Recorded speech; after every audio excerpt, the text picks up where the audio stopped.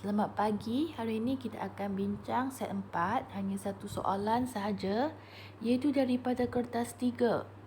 Okey, walaupun tahun ini sudah tak ada kertas 3 digantikan dengan amali, tetapi kita perlu tahu juga teknik-teknik menjawab soalan sebab dia mungkin sudah bergabung dalam kertas amali itu. Kita tengok soalan. Raja menunjukkan susunan radar sebagai eksperimen membandingkan kekerasan logam, kuprum dan gangsa. Jadi apa yang dibuatkan di sini adalah kita akan tukar bongkah di bawah. Tukar sama ada kuprum atau gangsa. Kemudian kita nak cuba sama ada dia keras atau lembut. Bergantunglah kepada lekuk yang terhasil apabila pemberat ini dijatuhkan ke atas bongkah itu. Jadi jika bongkah itu keras, jadi lekuk yang dihasilkan mestilah semakin kecil. Dia tak senang untuk dibentukkan. Tetapi kalau dia lembut, dia senang dibentukkan. Jadi di sini dia ada penerangan lebih lanjut. Pemberat berjisim 1 km digantung di atas bongkah pada ketinggian 50 cm. Jadi di sini kita boleh nampak dia ada pemboleh ubah yang telah difikskan, iaitu pemberat jisimnya dan jarak ketinggian pemberat itu berada daripada bongkah itu.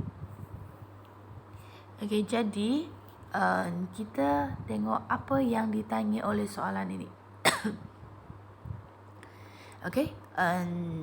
Kuprum sebagai logam tulen dan gangsa sebagai alloy.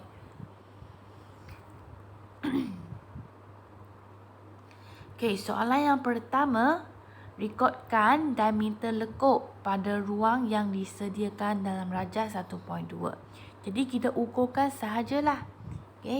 Kita tengok di sini berapa cm. Tak sampai 1. Tetapi ada 3 ruang di sana. Jadi kita boleh tahu dia adalah 0.3 cm. Kemudian sini ada 2. 2 kolom jadi 0.2 cm.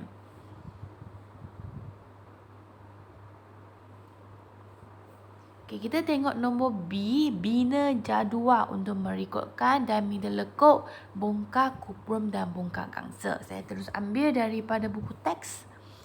Jadi di sana dia minta kita cari purata saiz diameter. Jadi yang paling sesuai, yang paling biasa adalah 3. Tetapi kalau you nak buat sampai 4 pun tak apa. Tapi sekurang-kurangnya mesti ada 3 kali kita uji. Kemudian kita dapatkan purata daripada 3 kali pemberat itu dijatuh ke atas jenis bongkah yang tertentu. Kita tengok C1, nyatakan pemerhatian ke atas bongkah itu. Jadi apa yang kita boleh nampak? Kita akan nampak purata dia lah. Purata saiz diameter lekuk gangsa lebih kecil daripada kuprum. Nombor 2, nyatakan inference. Apa itu inference? Kalau you masih ingat lagi. Inference adalah kesimpulan daripada pemerhatian kita. Jadi daripada pemerhatian tadi, purata saiz diameter lekuk gangsa lebih kecil daripada kuprum. Ini bermaksud semakin kecil diameter lekuk, semakin keras suatu bahan. Ataupun bahan yang keras menghasilkan diameter lekuk yang kecil. Kita tengok D pula. Sebelum kita tengok D, kita tengok sedikit mengenai susunan atom yang menyebabkan satu bongkah itu dikatakan keras atau lembut. Apabila logam itu adalah tulen, susunan dia adalah secara teratur. Jadi apabila terdapat daya yang dikenakan, lapisan logam mudah menggelongsor. Jadi dia mudah dibentuk dan bersikap muluk. Saya baca di sini ya. Sorry. Ini. Tetapi kalau alloy, kita akan tambah atom asing. Contohnya gangsa, kita tambah stannum. Bila kita tambah stannum ke dalam cuprum, apa yang berlaku di sini adalah susunan teratur seperti atas telah terganggu. Sebab kita sudah masuk atom stannum ke dalam cuprum. Jadi ini menyebabkan lapisan atom sukar menggelongsor di atas satu sama lain apabila dikenakan daya. Jadi semakin susah semakin susah menggelongsor, bermakna dia semakin keras. Jadi tengok soalan ini, dengan merujuk kepada susunan raja, terangkan mengapa diameter lekuk pada kedua-dua bongkah adalah berbeza. Jadi ada 3 markah di sini. Yang pertama, kita perlu katakan kehadiran atom asing. Apakah kesan dia? Dia akan menyebabkan susunan teratur terganggu. Yang kedua, kita akan terangkan apabila dikenakan daya, apa yang akan berlaku pada susunan atom kita. Hal ini menyebabkan lapisan atom di dalam bongkah gangsa sukar menggelongsor di atas satu sama lain apabila dikenakan daya. Maka yang ketiga, kita akan terangkan yang mana satu lebih keras. Gangsa lebih keras. Ini ditunjukkan dari segi diameter lekuk yang dihasilkan adalah lebih kecil. Jadi ada 3 markah di sini yang perlu dikaitkan kepada susunan zarah. Nombor E, nyatakan definisi secara operasi. Kalau you masih ingat lagi, definisi operasi mesti ada 2 domain. Mesti nyatakan apa yang kita perhatikan. Dan setelah apa yang kita buat. So, apa yang kita perhatikan di sini? Kita dapat tengok diameter lekuk yang dihasilkan di atas bongkah gangsa adalah lebih kecil setelah kita letakkan pemberat ke atas bongkah gangsa.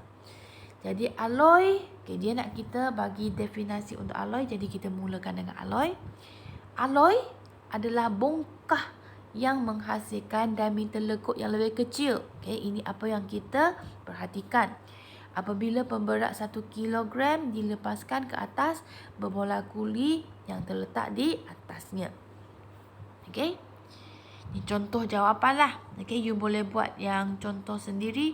Kalau you nak terang dengan lebih detail, pemberat dilepaskan 15 cm.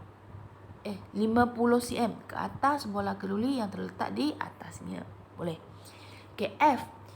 Nyatakan pemboleh ubah yang dimanipulasi bergerak balas dan dimalahkan. Saya suka tengok data dia lah. So yang berada di hadapan ini mesti manipulasi jenis bongkah. Yang apa yang kita nak perhatikan itu adalah bergerak balas, jadi saiz diameter lekuk. Yang fix di sini ada 2 kan? 50 cm tinggi pelepasan pemberat dan jisim pemberat itu, iaitu 1 kilogram. Kita tengok G, nyatakan satu hipotesis. Hipotesis sebenarnya adalah daripada apa yang kita berhasrat nampak daripada eksperimen ini. Yang kita nak uji, adakah gangsa lebih keras daripada cuprum. Jadi itulah hipotesis kita. Jika dia adalah benar, jadi kita akan tulis di bahagian kesimpulan. Hipotesis disahkan, maka gangsa lebih keras daripada cuprum. Hanya ayat yang pendek ini sahaja mampu dapat 3 markah. Untuk SPM yang lepas lah, kita tak pasti lagi untuk tahun ini. Kita tengok H, satu lagi eksperimen dijalankan untuk mengkaji hubungan antara ketinggian pemberat yang digunakan dengan diameter yang terbentuk. Ini adalah data dia. Jadi kita boleh nampak, ini bergerak balas. Ini yang kita manipulasikan. Jadi semakin tinggi jarak, semakin tinggi pemberat itu daripada muka kita, semakin besar diameter lekuk yang dihasilkan. Okey, soalan dia minta kita tuliskan pada graf macam mana kita tentukan lekuk jika ketinggian pemberat itu di atas muka adalah 120 cm. Jadi sini sampai 100 sahaja. Sampai 100 sahaja. Jadi kita panjangkan. Kita panjangkan sehingga dia berada melepasi 120. Jadi di situlah kita akan tengok kepada paksi Y untuk dapatkan nilai ataupun saiz diameter lekuk kita. Jadi kita boleh cek, daripada 120 cm, diameter lekuk kita adalah berada di sini. Jadi kita tengok dia adalah berada di garis ketiga. Daripada 0.5. Jadi adalah 0.48. Kita tengok soalan seterusnya. Nyatakan hubungan antara kuantiti karat yang terbentuk dengan masa. Jadi apa yang kita nampak di sini? Semasa bulan pertama sikit je karat. 2 bulan lah semakin banyak. Bulan yang ketiga, sudah hampir sepenuhnya sudah berkarat. Jadi kesimpulan kita, semakin panjang jangka masa yang mendedahkan keluli kepada udara, semakin banyak atau semakin bertambah kuantiti karat yang terbentuk. Soalan terakhir. Kelaskan bahan ini kepada logam tulen dan aloi. Ini terpaksa hafal lah. Ataupun kalau you ada jadual berkala, you boleh tengok. Yang ada di atas jadual berkala adalah logam tulen. Yang tak ada, itulah aloi. Jadi, kalau dia minta kita kelaskan, kita boleh jawab dengan guna jadual seperti bawah. Asingkan logam tulen dengan aloi. So logam tulen ada stannum. Stannum ialah tin. Zinc. Dan aluminium. Aloi, pewter, duralumin dan loyang. Jadi itu sahaja untuk hari ini.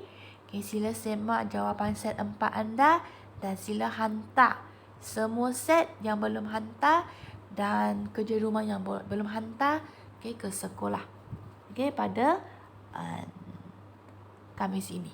So itu sahaja. Terima kasih.